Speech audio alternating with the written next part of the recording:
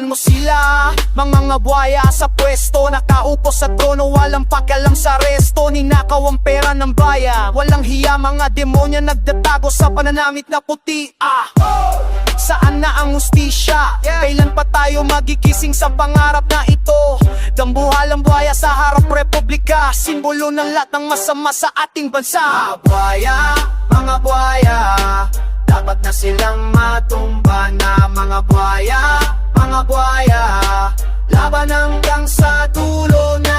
Ito ang dahilan kung bakit hirap ang masa. Nakakain ninyo ang kinabukasan Pilipinas, ha? Mga trapo na walang konsensya, puro salita lang pero walang gawa. Teka, hindi na tayo mauuto. Panahon na para lumaban ng todo. Bawat boto na ninakaw, bawat piso na ninakaw, alam na lahat kaya handa na kaming lumaban. Mga buhaya, dapat na silang matumba na. Mga buhaya, laban hanggang sa dulo na. Takot sa mga banta ninyo, walang urong sa laban na ito. Ang bayan ay gigising na, mga buhaya ay mawawala na.